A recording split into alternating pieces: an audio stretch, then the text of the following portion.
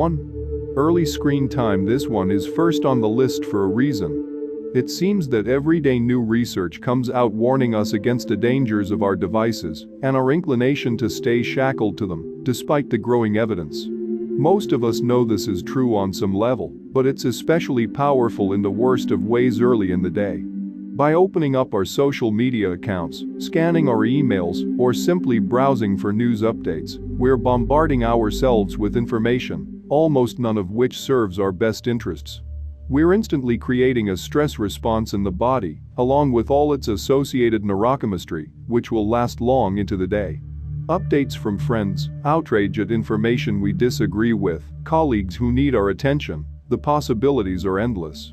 It's an infinite loop of information and entertainment that is incessantly pulling us back to refresh and re-swipe, almost as if we are not in control at all. And some would argue that as long as we keep our devices within reach, we're really not. The solution? We have to set strict boundaries for ourselves to make our devices less accessible during these hours. Keep your phone out of the bedroom so it's not staring at you when you wake up, turn off notifications and enable airplane mode overnight.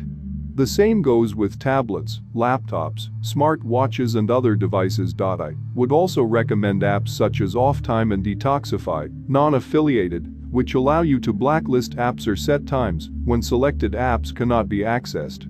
There's a time and a place to log on and catch up, but first thing in the morning certainly isn't it. 2. Not leaving time to yourself. How often do you set your alarm for the time you have to wake up?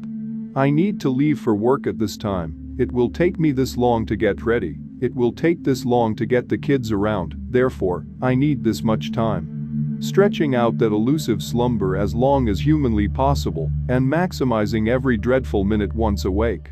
This is what society teaches us. But what if we woke up relaxed because we knew we had more than enough time to do what we needed each morning? And what if we even had enough time to do something we enjoyed? Maybe making that breakfast smoothie we heard about 6 months ago, enjoying a peaceful meditation, or doing some light exercise. What if we could set up our mornings to work for us? By leaving ourselves time to partake in activities we enjoy each and every morning, we develop a completely new relationship with those early hours. By the time the obligations of the outside world start demanding our attention, we've already begun filling our own cup.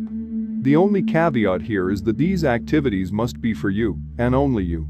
The whole idea is to allow time each morning that is exclusively yours, where you can check in with yourself before giving your attention to everything and everyone else. The solution? This is a simple fix, but you're not going to like it. Whatever time you're waking up right now, wake up 1 to 2 hours earlier. This also means getting to sleep earlier the night before. If your body is conditioned for stress the moment your eyelids open, chances are you're not getting much quality rest during those last precious minutes anyways. By allowing ourselves the time to enjoy simple things each morning, we're priming our nervous systems for relaxation and cooperation, rather than stress and conflict. This will affect not only how we operate in the world first thing, but also how we carry ourselves throughout the day. 3. Not getting your hydration on. The human heart and brain consist of about 73% water, and the lungs roughly 83%. 3 to 4 days without it and the body is incapable of basic functions. We really are water, yet so many of us still don't understand the importance of proper hydration. Getting plenty of fresh, clean water is especially important first thing in the morning, because we tend to dehydrate overnight. Think about it, while your body was resting and repairing, you just went 6 to 8 hours without a drop of replenishment. It's not so much that drinking water is difficult, in fact it's insanely simple. It's that most of us are addicted on some level to its alternatives.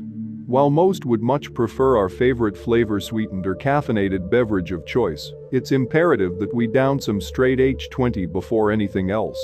It's generally accepted that we should drink at least 24 ounces of water first thing in the morning to get ourselves back to baseline.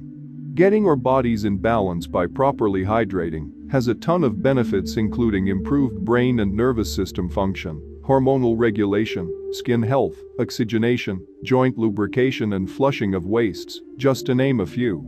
Simply put, we absolutely require water each morning, and most of us fail at this. We leave our bodies at a severe deficit right out of the gate and then expect to perform at full function. The solution? Ideally, we want water that's as clean and decontaminated as possible, but that's another topic entirely. For now, just know that water and water only is absolutely essential upon waking. Sorry, your cup of joe doesn't count, but you can brew it up after if you feel so inclined.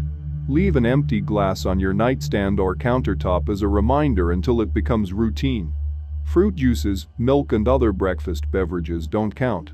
In fact, the added sugars that are in most of these will have the exact opposite effects that we're trying to achieve by getting hydrated. Putting it all together, so wake up an hour earlier, grab a glass of water, and avoid anything electronic like it's the plague. Sounds simple enough, right?